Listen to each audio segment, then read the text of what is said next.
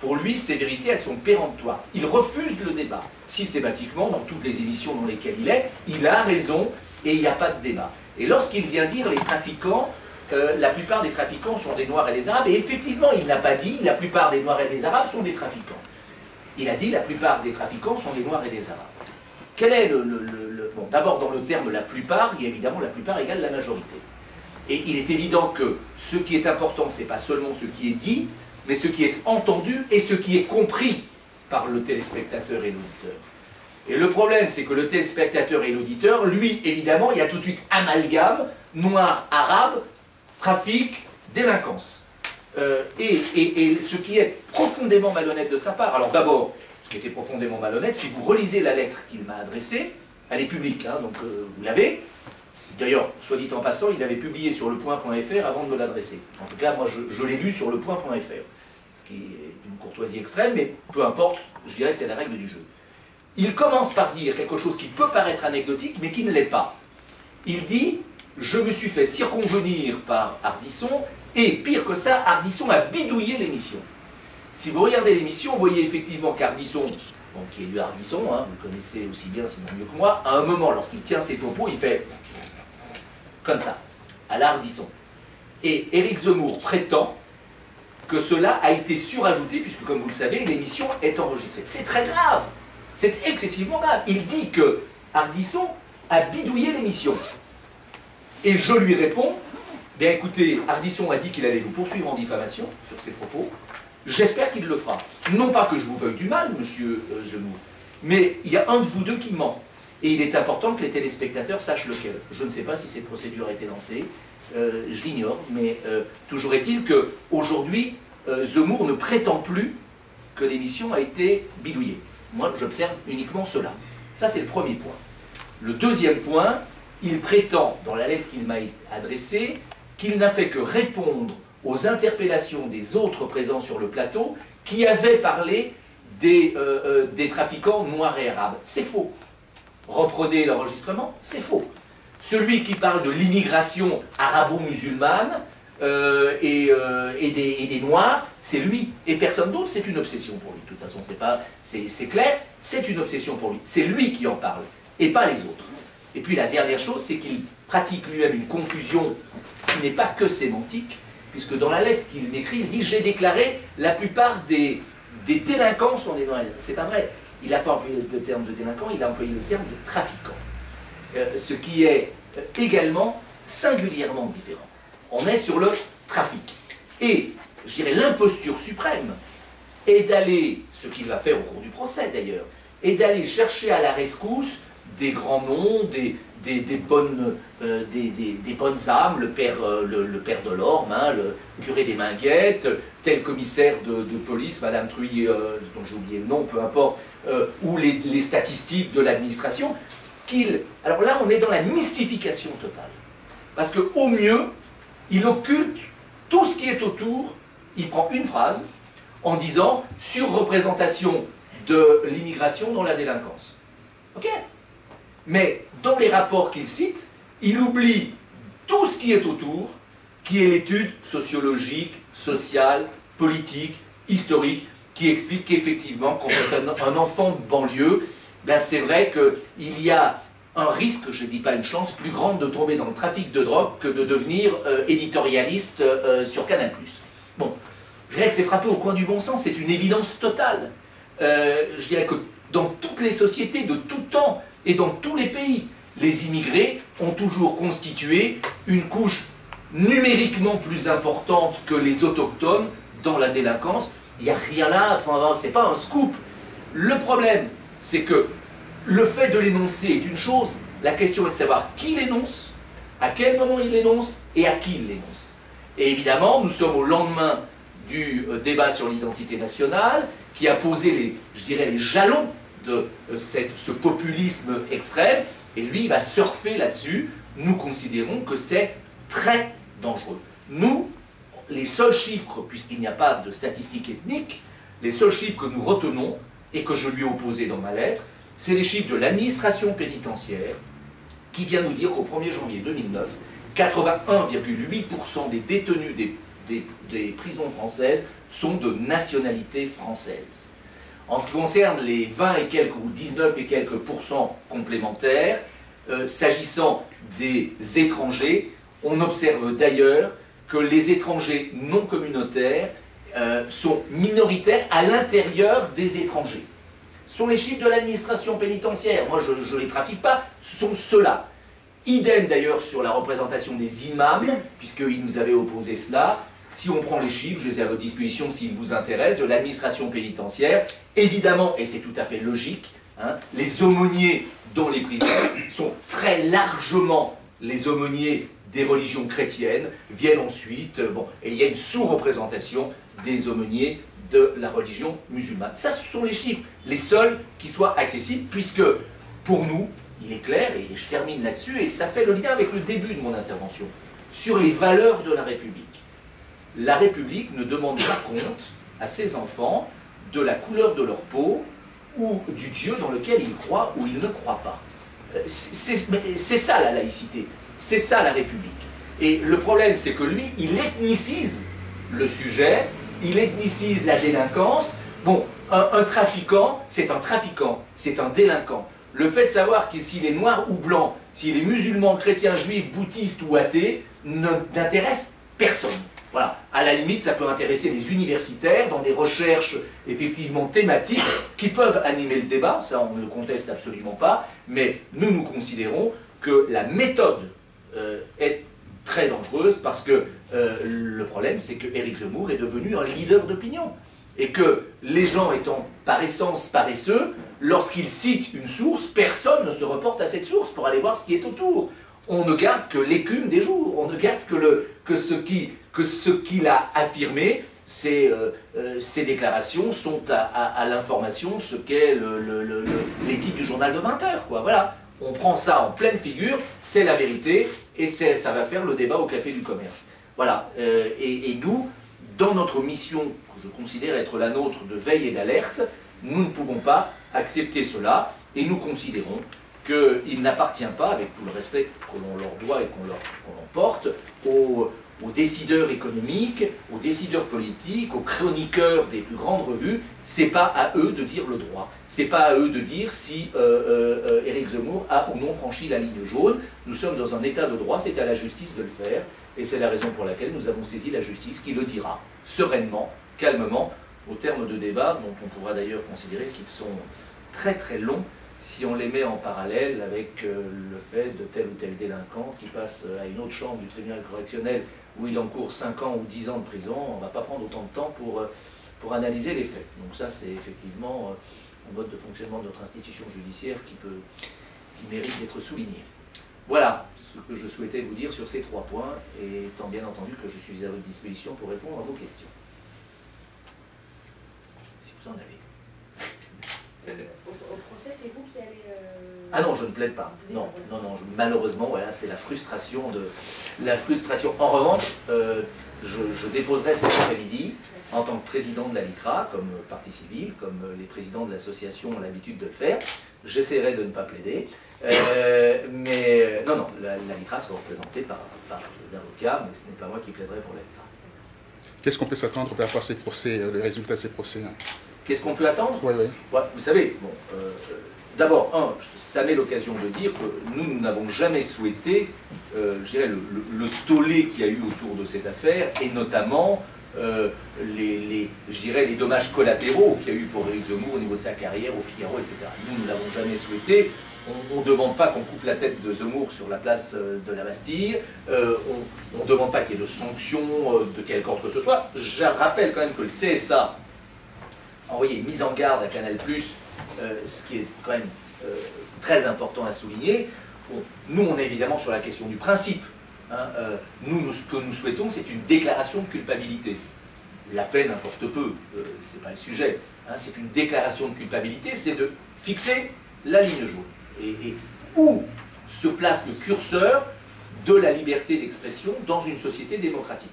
Car, de notre point de vue, il y a nécessairement, dans toute société démocratique, une limite à la liberté d'expression. Nous ne souhaitons pas tomber dans les excès des États-Unis d'Amérique, par exemple, où au nom du premier amendement de la Constitution, on peut dire tout et n'importe quoi. Il n'y a qu'à voir encore les exactions du Ku Klux Klan ces derniers temps, qui aujourd'hui le font sans même dissimuler leur visage ou leur nom, en revendiquant la liberté d'expression. C'est pas le mode français, c'est pas ce que nous souhaitons, et par conséquent, c'est vrai que c'est un usage très ténu de fixer ce curseur, parce qu'effectivement, il ne faut pas aller trop loin dans l'atteinte à la liberté d'expression, mais il ne faut pas aller trop loin dans la liberté d'expression non plus.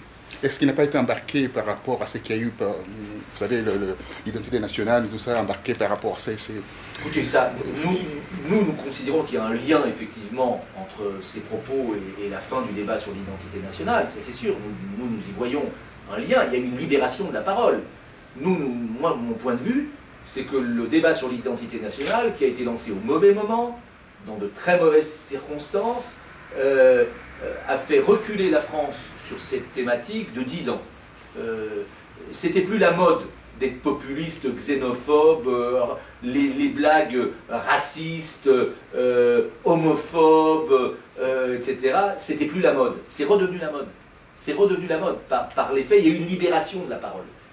Et évidemment, Éric Zemmour, qui est d'abord un communicant et puis qui est un vendeur il se vend d'abord lui-même, il vend d'abord son propre produit. Évidemment, il va là où il y a le plus de clients. Voilà, c'est tout. Oui. Je vais vous poser une question. Oui. Vous avez dit tout à l'heure, ce qui est important, c'est qui dit quoi, à quel moment, et aussi bien sûr comment. Alors, je suis d'accord avec vous, mais la question que je vous pose, c'est que quand vous avez dit, par exemple, dans les prisons françaises, 80 ou 82% des détenus sont des Français et le reste ne sont pas français. Mais qu'est-ce que peut dire un journaliste? Par exemple, il y a un sociologue, il y a quelques années, qui a publié un livre sur... et le résumé de ce livre, c'était que l'islam était la première religion dans les prisons françaises. Alors, est-ce que lui peut le dire? Mais est-ce qu'un journaliste ne peut pas le dire? Non. Votre question est intéressante et je vais y répondre par... c'est pas une pirouette. Je vais prendre l'exemple de la loi Guesso, de la loi qui, comme vous le savez, interdit la négation de la Shoah, de crime contre l'humanité. Est-ce que cette loi est attentatoire à la liberté des historiens de faire leur travail, sachant que l'histoire n'est que révision? Il ne peut pas y avoir d'histoire sans révision. Aujourd'hui, on n'analyse pas la Révolution française comme on l'analysait au XIXe siècle. Et ma réponse est claire, c'est un sujet que je connais bien, c'est que jamais, au grand jamais, cette loi n'a empêché un historien de faire son travail sur toute la thématique, y compris sur le nombre de victimes de la Seconde Guerre mondiale, des camps de concentration, etc. etc. Et il n'y a jamais eu un historien poursuivi et a fortiori condamné sur le fondement de la loi de 1990. Il n'y a eu que des gens qui sont des imposteurs, des gens qui se sont servis de l'histoire comme un vecteur de leur idéologie antisémite. Et là, nous sommes sur la même chose. Lorsque un sociologue, un historien, un universitaire fait un travail sociologique sur la composition de la délinquance en France, mais évidemment qu'il a le droit de le faire. Et évidemment qu'un journaliste a le droit, et sans doute même le devoir, de s'intéresser à la question et de documenter son article par référence au travail scientifique qui a été fait par Pierre, Paul, Jacques ou quiconque. Le problème avec Éric Zemmour, c'est qu'on est aux antipodes de cela. Lui, il affirme une vérité et ensuite il essaye de l'étayer. Et d'ailleurs, c'est si vrai que dans toutes les références qu'il va me sortir dans sa lettre et qu'il va faire valoir au tribunal, toutes ces références sont postérieures à ses propos. Il va me parler par exemple du livre de Hugues Lagrange, qui est un livre très intéressant, que vous avez peut-être, dont vous avez connaissance, mais qui est sorti des mois après ses propos. Il va me sortir telle ou telle étude, je ne les ai plus toutes en tête, qui sont postérieures à cela. Et là est toute la différence. Bien sûr qu'il n'est pas question d'interdire les études, heureusement, enfin, et ce n'est pas du tout notre propos, ce n'est pas du tout notre volonté. Maintenant, venir dire, comme vous venez de le dire, moi je ne connais pas cette étude, que l'islam est la première religion dans les prisons françaises, c'est totalement faux. Enfin, moi je peux vous dire, c'est absolument faux. Mais à la limite, d'une certaine façon, peu importe. Le problème, puisque vous évoquez cette question que je connais bien en tant qu'avocat, c'est, je dirais, la ghettoisation de la maison d'arrêt elle-même.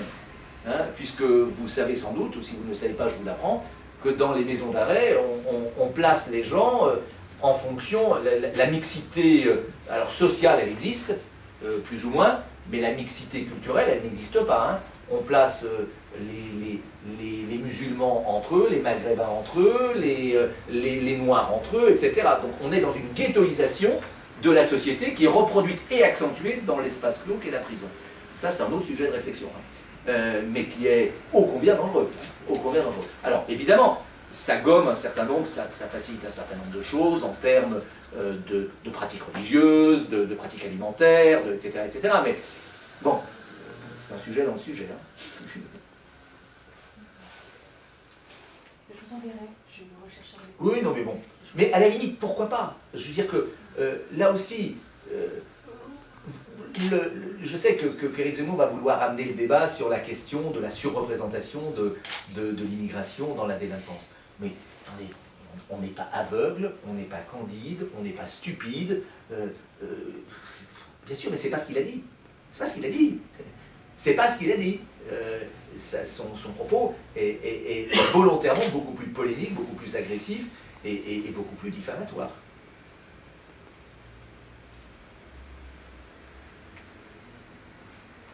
Vous parliez tout à l'heure de la... Alors c'est un peu la même question, mais j'insiste, sur la lecture, l'ethnicisation du débat sur la délinquance, c'est ce que vous lui reprochez d'avoir une technique, et vous avez cité Zemmour, qui a cité Lagrange. Est-ce que... pourquoi ne pas s'attaquer aussi à des personnes qui ont une vision, une lecture... C'est la même réponse, mais à l'opposé, je dirais. Il est hors de question. Le travail de Lagrange est un travail universitaire, documenté, et il a, je dirais, la formation, la dialectique, c'est encore une fois le parallèle que je faisais tout à l'heure avec quelle est la différence entre un prétendu historien qui va parler de la Shoah et Henri Rousseau, par exemple, c'est qu'il a un background, une formation, une façon d'étudier l'histoire qui est académique, qui est reconnue par la communauté universitaire internationale. Bon, on n'est pas... Entre s'intéresser à l'histoire et être historien, il y a un monde. Bon, ben c'est la même différence qu'il y a entre Éric Zemmour et Hugues Lagrange. Hugues Lagrange a une formation universitaire, a fait un travail de fond, une étude approfondie, en y mettant les réserves qui sont nécessaires, en l'entourant de toutes les problématiques qui sont... il ne se contente pas de vérité définitive et péremptoire. Voilà toute la différence. Il est hors de question de s'attaquer à Hugues Lagrange. Au contraire, il fait avancer le débat, Hugues Lagrange. C'est très intéressant, son travail est très intéressant. D'ailleurs, vous savez, c'est assez drôle parce que Hugues Lagrange, tout le monde s'est demandé, aussi bien la défense que la partie civile, s'est demandé s'il n'était pas intéressant de le citer en qualité de témoin. Et ce qui est intéressant, c'est qu'il pourrait venir au soutien de l'un comme de l'autre, ce qui montre combien son travail est utile. Alors, s'il avait utilisé un langage policier, la pilule aurait passé alors, en ce moment-là. Vous savez, moi, ce qui m'a le plus heurté dans son propos, c'est lorsqu'il dit la plupart des trafiquants sont des Noirs et des Arabes. Évidemment, ça m'a heurté. Et ce qui m'a le plus heurté, c'est ce qu'il complète, c'est un fait. Lui-même le dit. Si j'avais dit malheureusement à la place de c'est un fait, la tournure des choses aurait pu être différente. Je l'ignore, j'en sais rien. Mais c'est ça, c'est qu'il clôt le débat. Il clôt le débat en dehors de toute autre considération. C'est un fait. Et qu'on le veuille ou qu'on ne le veuille pas, encore une fois, j'insiste là-dessus, on n'est pas le téléspectateur de l'émission d'Ardisson, ou le téléspectateur en général, à part peut-être quelques émissions de la 5 ou de quelques télévisions, bon, ne sont pas des gens qui réfléchissent et qui se posent des tonnes de questions sur ce qu'on leur assène. Ben oui, mais ça c'est une vérité, on peut ne pas être d'accord, mais c'est une vérité. Ils prennent ce qu'on leur dit comme argent comptant. Voilà, et c'est ça le danger. Voilà. Mais on peut ne pas être d'accord avec ce que je dis. Non, mais vous avez tout à fait raison. Mais enfin, est-ce que c'est de la faute de Zemmour si les gens ne comprennent pas ce qu'il veut dire? Je crois qu'ils comprennent très bien ce qu'il veut dire. Bah non. Ils comprennent très bien ce qu'il veut dire. Bah non. Et ce que... Contraire. Pardon? Vous venez de dire le contraire. Ah non, non, non. Les gens non, ne non. comprennent pas. Non, non. Ce que je veux dire par là, enfin, je suis désolé, mais là, enfin bon. Ce que je veux dire par là, c'est que ce que j'ai dit tout à l'heure d'ailleurs, c'est qu'ils ne vont pas chercher à aller plus loin. Lorsqu'on cite telle étude, ils ne vont pas aller chercher l'étude pour aller chercher tout ce qu'il y a autour de ce qui a été affirmé. C'est exactement comme si on prend, parfois des journalistes sont poursuivis, injustement d'ailleurs, parce qu'on a extrait telle partie de phrase ou de propos qu'ils ont relaté en le coupant complètement de son contexte général. Ben, c'est ça qu'il fait. C'est ça qu'il fait. Alors c'est vrai que je pense que l'opinion publique, bon, il caresse l'opinion publique dans le sens du poil, quoi. Voilà, c'est ça le populisme. C'est ça le populisme. Les gens, et il n'y a qu'à voir d'ailleurs les forums. Hein, les forums, les gens, et plus les gens, et c'est ce qu'il dit, hein, et il n'a pas entièrement tort d'ailleurs, hein, plus vous êtes dans les couches défavorisées de la société, hein, et plus vous trouvez de proportions importantes de gens qui sont au soutien de ces propos. Et puis plus vous allez dans des milieux plus, alors lui dira, plus éloignés des contingences et des réalités quotidiennes des quartiers, mais pas seulement, plus éduqués, qui ont plus de réflexion, qui ont peut-être plus de temps pour se nourrir l'esprit que des préoccupations de nourrir leurs enfants, et plus vous éloignez de ces thèses. Voilà. Mais c'est pas nouveau non plus, hein. Le populisme, c'est ça. Hein. Toutes les extrêmes se sont construits à partir de ça. Hein. De tout temps.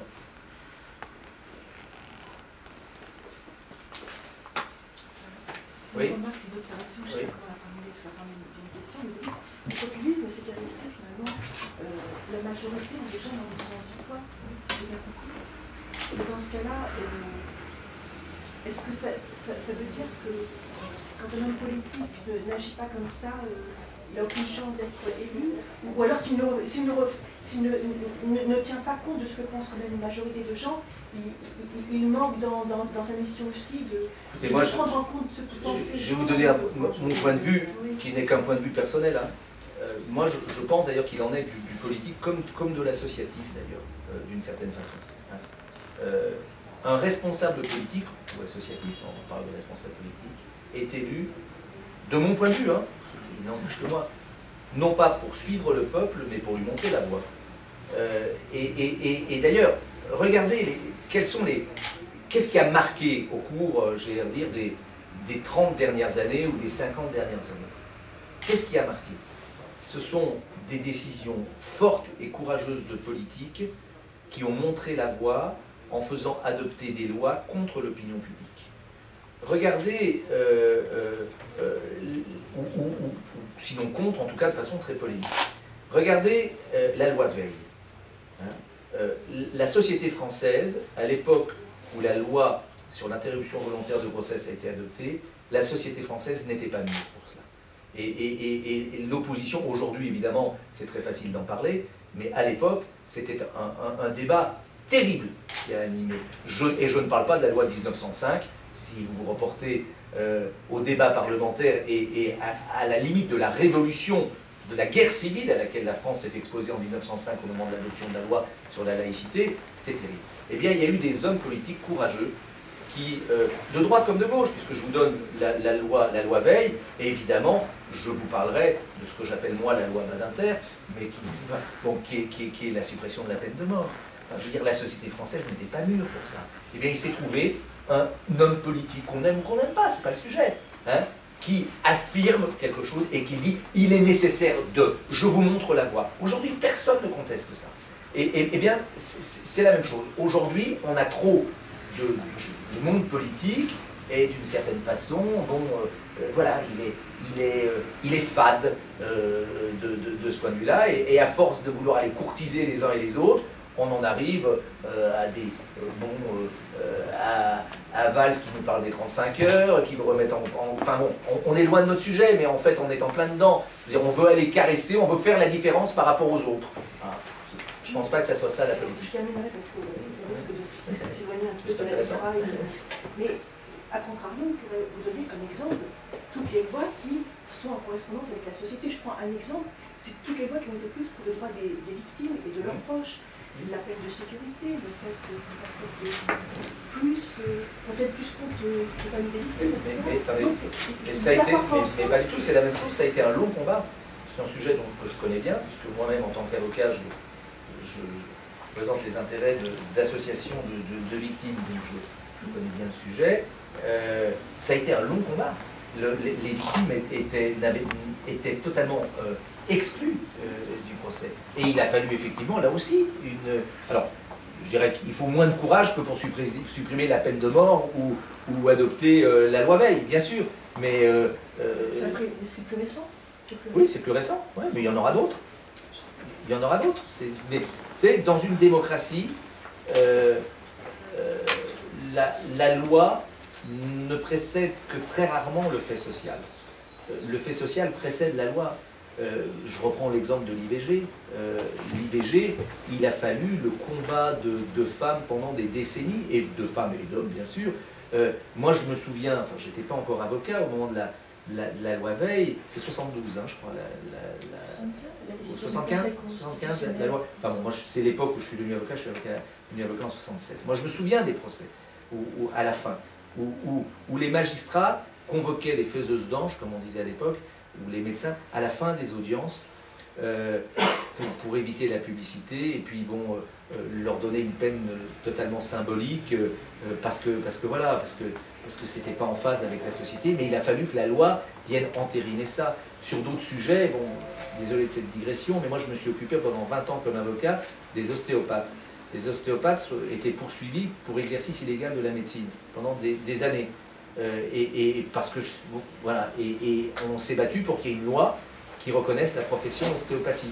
C'est l'évolution de la société, parce que les gens se sont rendus compte que l'ostéopathie n'était pas la médecine et que c'était nécessaire, un grand nombre de personnes avaient besoin de l'ostéopathie en plus de la médecine. Et à ce moment-là, ben, on a réussi à convaincre le législateur qu'il fallait changer la loi. Voilà, c'est comme ça, une démocratie fonctionne comme ça. Et parfois, sur des sujets majeurs, eh bien, on a un homme politique qui précède le fait social.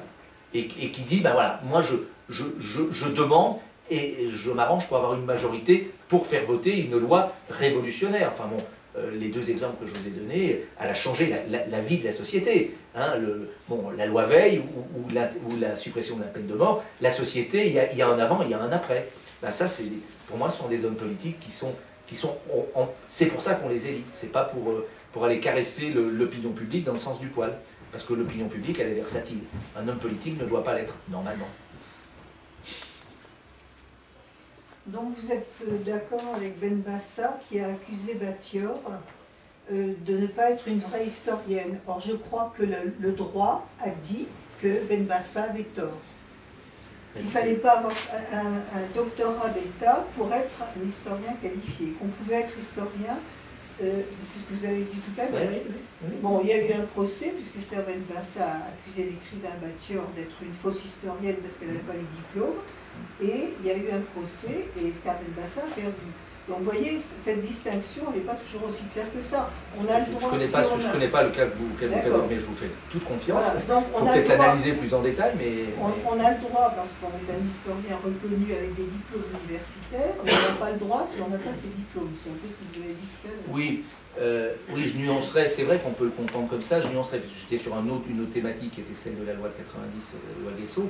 J'ajouterais un élément, quand même, au-delà du diplôme, c'est évidemment la visée de l'étude réalisée. Si elle est faite dans un but, je dirais, universitaire et neutre, bien sûr, si elle est faite à des fins idéologiques pour promouvoir une idéologie dangereuse, je considère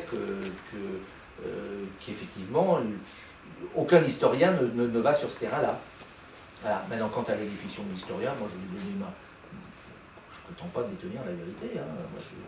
Moi, pas Éric Zemmour, j'affirme pas de vérité péremptoire.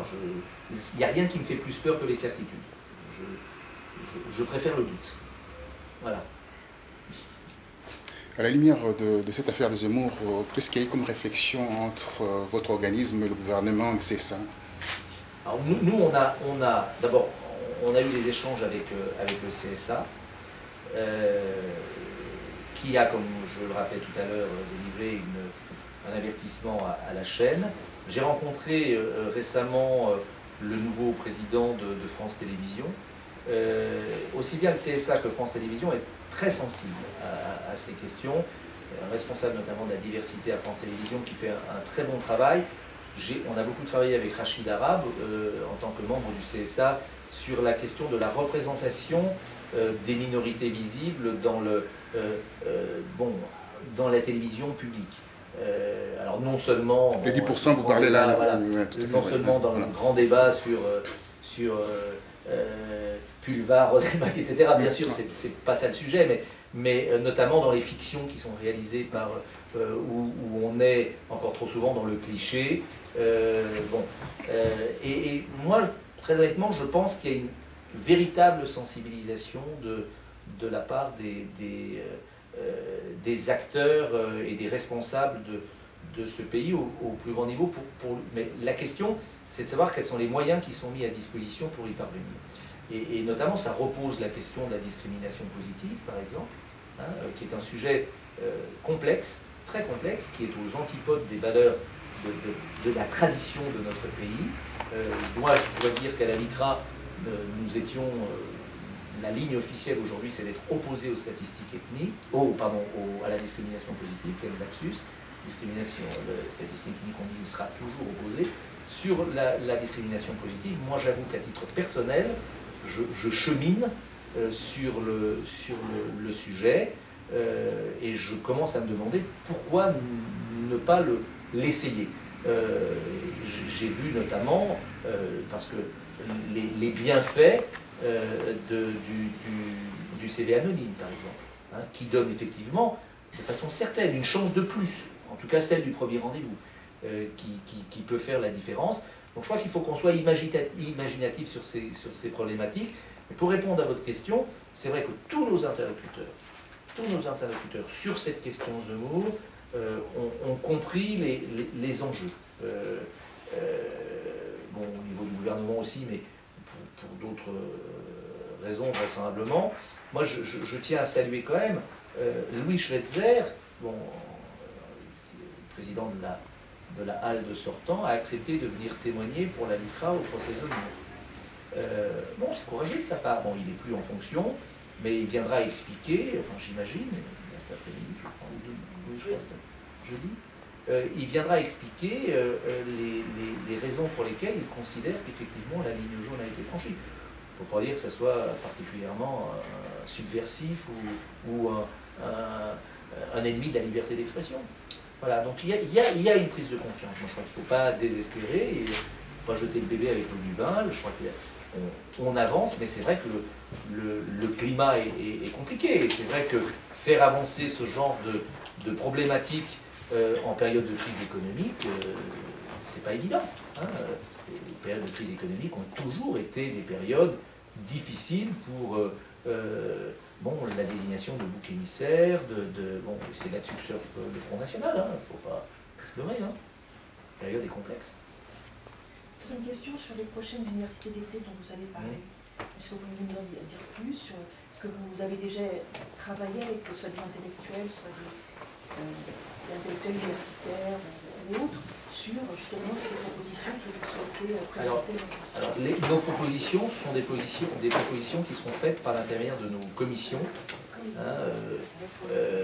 Donc chaque responsable de commission chez nous, par exemple dans l'éducation, c'est un ancien Jean-Paul Grasset qui est un inspecteur de l'académie à la retraite. Ce ne sont que des spécialistes qui, eux, sont libres de s'entourer des concours qu'ils estiment nécessaires. Ils doivent remettre au siège de la LICRA 10 propositions sur chaque thème. Alors, première ébauche, mais au 31 janvier de cette année. Ça ne sera qu'une ébauche. Ensuite, on va centraliser tout ça, on va travailler sur notre manifeste d'ici l'été, et on le rendra public après nos universités d'été. Mais ce qu'on voudrait, c'est que ce débat, on voudrait inviter tous les acteurs de la société française, quelle que soit évidemment leur couleur politique, leur idéologie, bon, je parle des républicains, bien sûr. On voudrait, alors on ne va pas revenir sur le pacte républicain, mais il y a tellement de sujets sur lesquels il n'y a pas une feuille de cigarette entre... Bon, moi, ce qui m'a beaucoup heurté, j'ai approché de mon politique, puisque j'ai été élu pendant quelques années dans un mandat local, c'est de voir combien le fait d'appartenir à un parti pouvait, dans certains cas, rendre stupide. Vraiment. Au nom de la logique de parti. Et j'ai vu des gens, mais vraiment supérieurement intelligents, venir soutenir des fadaises, et pour ne pas dire des conneries, parce que c'était la logique du parti, auquel ils ne croyaient pas d'ailleurs. Bon, ça, il faut en finir avec ça. Sans parler de... Je sais que le terme de pacte républicain, tout ça, ça fait très peur, ça fait... Bon, mais de montrer que dans ce pays, il y a quand même une immense majorité d'hommes et de femmes politiques responsables qui sont capables de se retrouver sur ce type de thématique. C'est ça l'enjeu des universités d'été. Alors après, qu'ils s'écharpent sur les 35 heures, sur tel ou tel sujet, très bien, c'est le jeu de la politique, mais qu'au minimum, on montre aux Français, et au-delà d'ailleurs, à l'Europe, parce qu'il ne faut pas oublier quand même que la France a été sacrément montrée du doigt au cours de ces derniers mois sur sa politique d'immigration à l'égard des réfugiés. Enfin bon, je ne vois pas un Français qui peut être fier de ça, quoi. Et ça, la réaction, c'est comme malheureusement avec ce qui vient de se passer au Niger. Hein. Bon, il n'y a pas un homme politique sensé aujourd'hui qui n'est pas derrière la politique gouvernementale en disant, ben voilà, malheureusement ça a fait de morts, mais bon voilà, on est solidaire. Bon, ben voilà, sur ces questions des discriminations, je voudrais, en tant que président de la LICRA, j'ai le droit de rêver, que ça soit également le cas.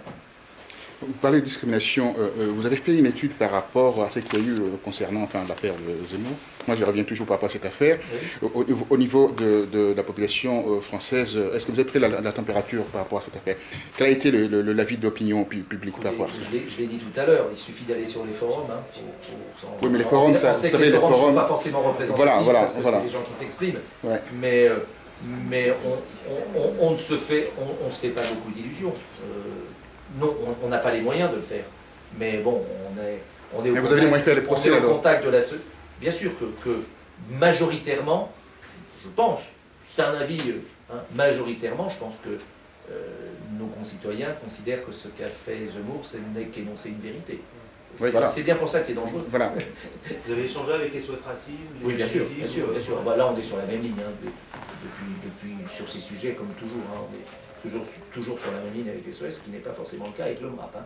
Mais avec SOS, bien sûr, très clairement, on est sur la même ligne, bien sûr. Et on se rend bien compte qu'effectivement, c'est toute notre utilité sociale, si on en a eu. C'est bien ça, de dire, bon ben voilà, c'est pas parce que la majorité des gens pensent que, nous, notre rôle, c'est un rôle d'information, avant d'être celui de poursuivre, c'est un rôle d'information, de dire, les choses ne sont pas aussi simples que ça, elles sont plus complexes. Bien sûr qu'il y a une part de vérité dans tout ça, qu'il ne faut pas du tout occulter, parce que je pense que ça serait une erreur.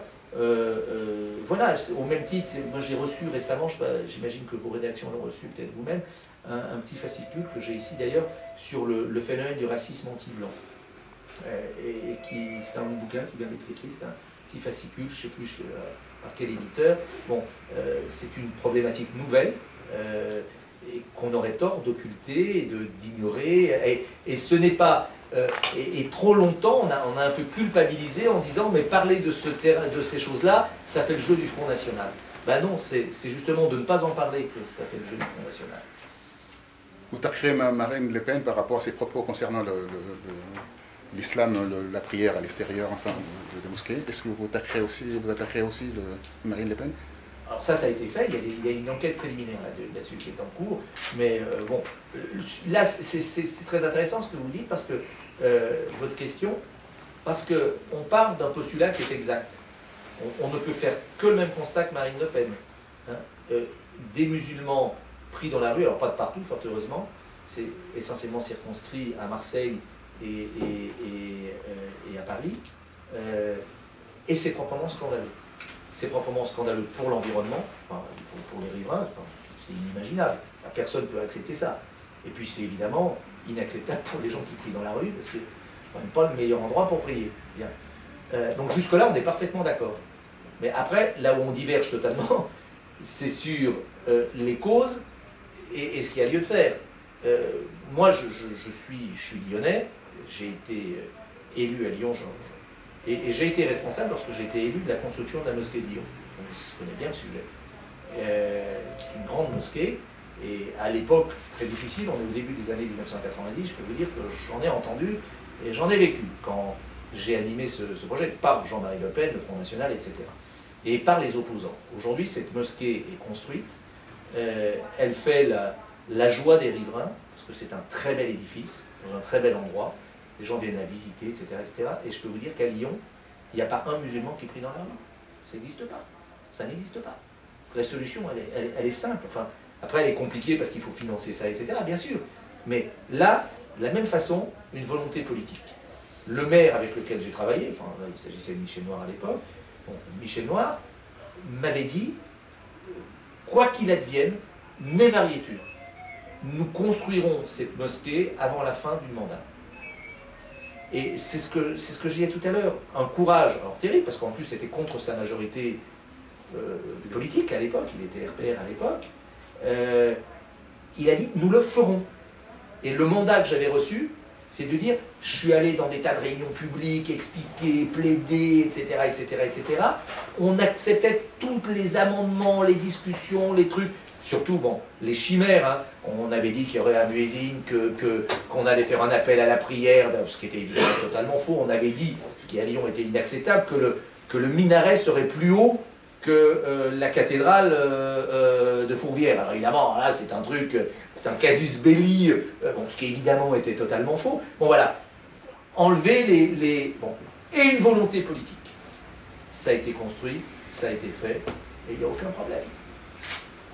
Mais à Paris, les observateurs de ces prières dans les rues de l'Est parisien se sont rendus compte que les musulmans qui venaient prier sortaient du métro proche, ce qui veut dire que ce n'étaient pas des musulmans qui habitaient dans le quartier, ce sont des musulmans qui venaient d'autres quartiers. Ouais, je veux dire, pas d'angélisme non plus, qu'une certaine partie d'islamistes radicaux instrumentalise ce fait pour semer la zizanie et pour tout dire mettre le bordel, c'est sûrement vrai aussi. Hein, je veux dire, on n'est pas tombé de la dernière pluie non plus. Hein, mais donner les moyens, donner les outils, c'est eux qu'il faut combattre. C'est eux qu'il faut combattre, hein, clairement, mais sans concession. Vous savez sans doute que la LICRA, enfin, c'est un des jours, était favorable à la loi interdisant le port du voile intégral. Donc là-dessus, on est sans concession là-dessus. Mais le problème, c'est de permettre aux musulmans de France de prier dans des endroits dignes. Et puis voilà, c'est tout. C'est aussi simple que ça. Quand on aura admis ça, alors après, c'est pas aussi simple parce qu'il y a le problème du financement qui est complexe en France, hein, avec la loi de 1905. C'est pas évident. Mais on trouve des solutions. On trouve des solutions. Solutions légales, ça se trouve. Tas de villes de France qui l'ont fait. Hein. À Paris, vous savez, bon, on parle de la grande mosquée de Paris, bon, effectivement, c'est un bel endroit, mais allez-y, hein, c'est pas là que ça se passe, hein, quand même. Hein. C'est pas là que ça se passe. Très agréable pour aller prendre le thé à la menthe, ça c'est sûr. C'est un très bel endroit pour aller prendre le thé à la menthe, mais je suis pas sûr que c'est là que les musulmans viennent prier le vendredi, quoi. Voilà. Michel Tribala disait que lorsqu'elle était interviewée, je crois, par le Figaro, que c'était le problème aussi actuellement des protestants Bien sûr. évangéliques. Alors oui, alors des protestants évangéliques, mais à l'inverse, la vieille église protestante de France a trop de lieux de culte. Ils ont des temples qui sont quasiment désaffectés, et d'ailleurs la propension des, vous savez, très universaliste et très altruiste du culte protestant a conduit d'ailleurs dans certaines villes les églises protestantes à mettre leur temple à la disposition de la communauté musulmane. C'est des exemples qu'on connaît. Mais l'Église protestante traditionnelle, aujourd'hui, a des temples qu'ils ont du mal à entretenir, alors qui sont des legs très anciens, hein, parce qu'ils sont désaffectés. Et qui nous dit que si on construit, enfin, s'il y a beaucoup de mosquées qui sont construites, elles n'auront pas ce même, à l'avenir, une désaffection partielle. Qui nous le dit alors aussi? Bon, écoutez, personne ne nous le dit, mais pour l'instant, il y a plus un besoin, on vient de loin hein, quand même, hein, sur le sujet. L'islam est une intrusion, enfin ne prenez pas ce terme à la Le Pen, mais c'est une intrusion dans la société française. Enfin, là aussi, je veux dire, et là-dessus, moi je suis tout à fait d'accord avec Zemmour, hein, la France est un pays de tradition, d'histoire catholique. Enfin, je veux dire, si on n'accepte pas ça, on est absurde, quoi, et voilà. Donc l'islam n'y avait pas sa place. Au même titre. Alors, le problème du judaïsme est différent parce que le judaïsme est aussi vieux que la France. Mais regardez les synagogues, comment elles ont été construites. Elles ont été construites dans des endroits plutôt discrets, dans des cours intérieures. Elles donnent rarement sur la rue. Rarement. Je parle des vieux édifices. Rarement. Ça arrive, bien sûr, mais rarement. Mais elle n'a pas, à juste titre d'ailleurs, la même place que l'église qui est sur la place du village ou au milieu parce que c'est l'histoire et la tradition de la France. Donc il ne s'agit pas non plus de remplacer les églises par des mosquées. Enfin, c'est un non-sens, ce serait évidemment une erreur fondamentale. Mais simplement que chacun trouve sa place dans une république laïque et démocratique, c'est tout.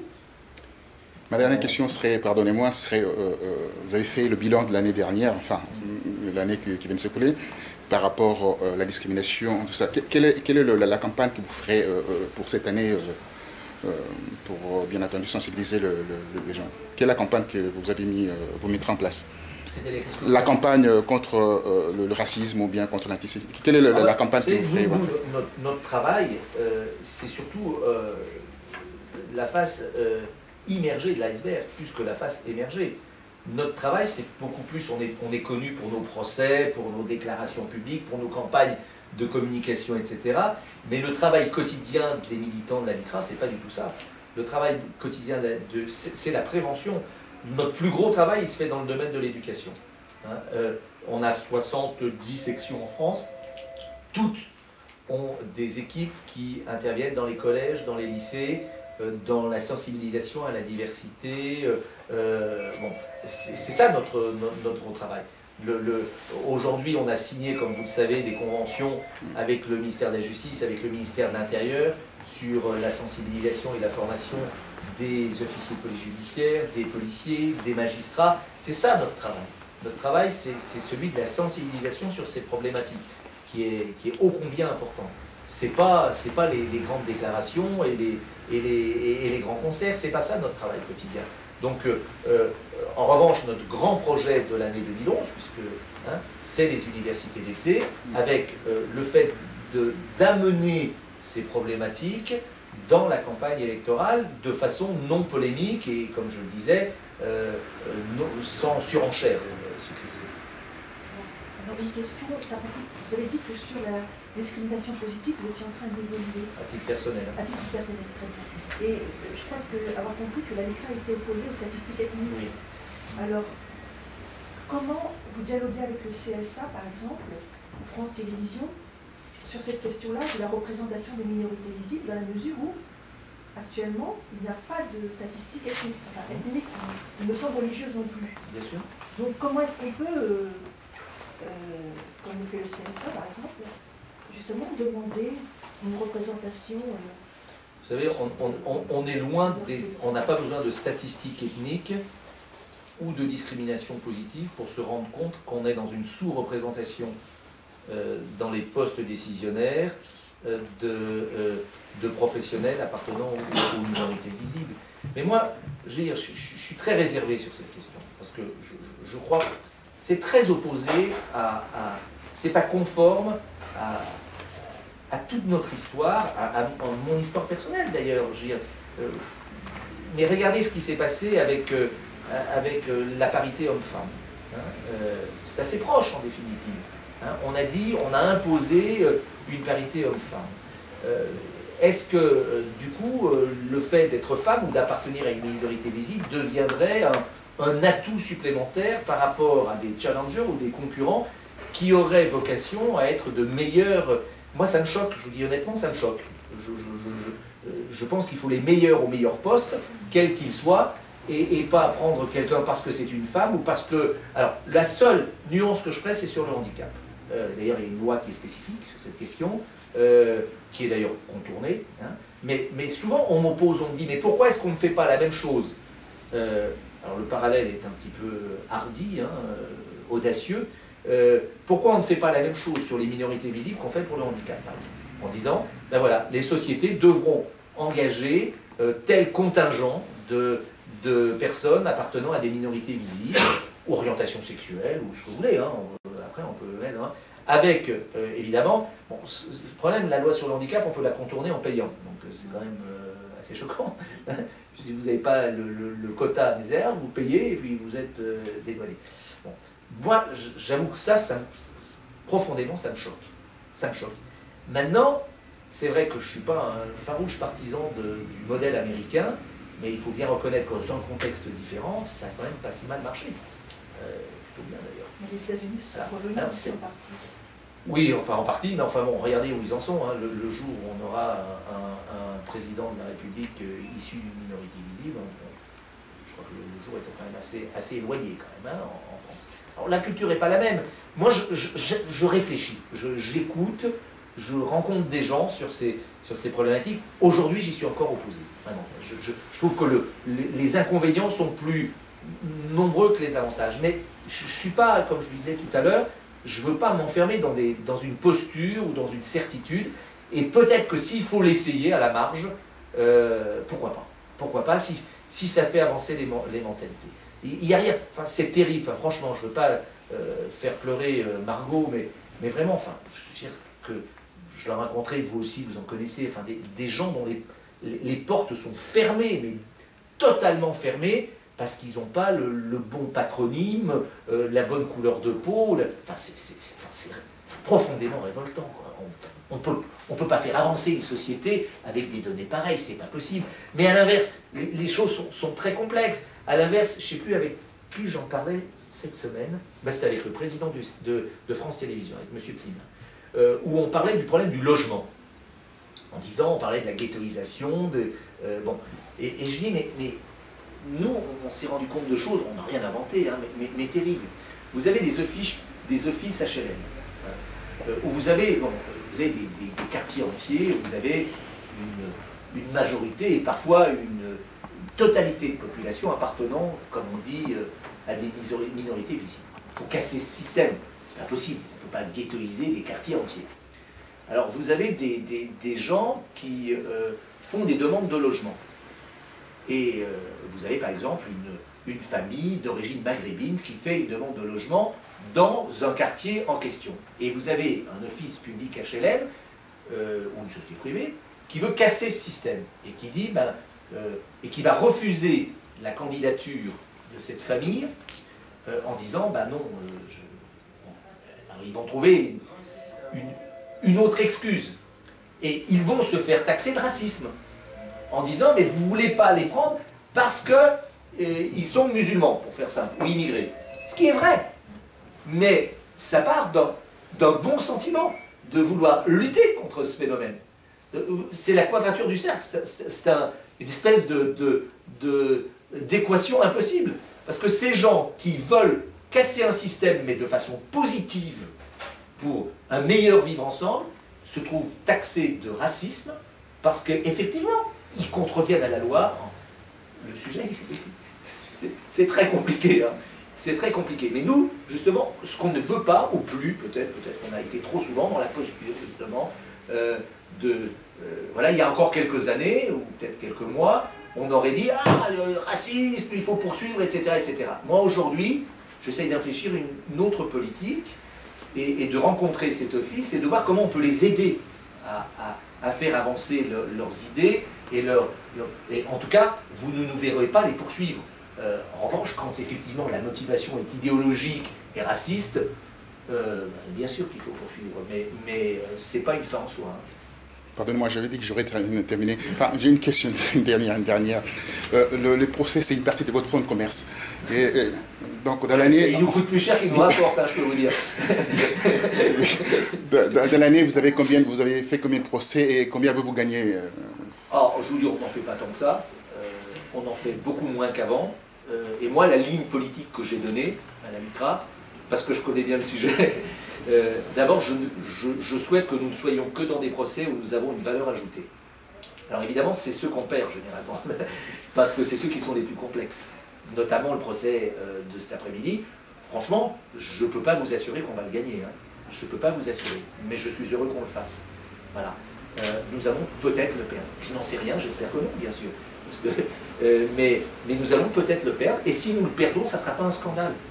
Vous voyez, voilà, c'est simplement que le curseur ne sera... Nous n'avons pas mis le curseur au bon endroit, et la justice nous a donné tort sur la place où nous voulions le mettre. Très bien, c'est la vision de la société à un moment donné.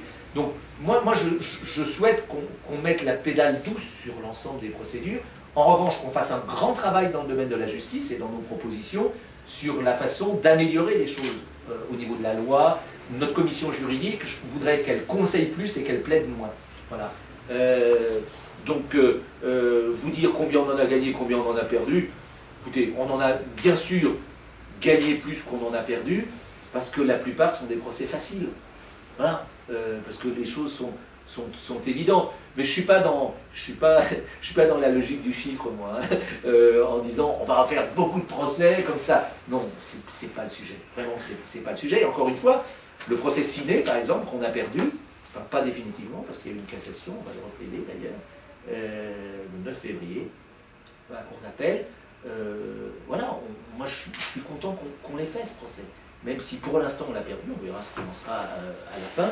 Mais je crois que c'est notre façon à nous de faire avancer les choses et d'avoir une photographie de la société française à un moment donné. Vous savez, je vais vous donner un exemple. Je m'excuse, je termine là-dessus, mais je crois que pour vous, il est assez important et très significatif.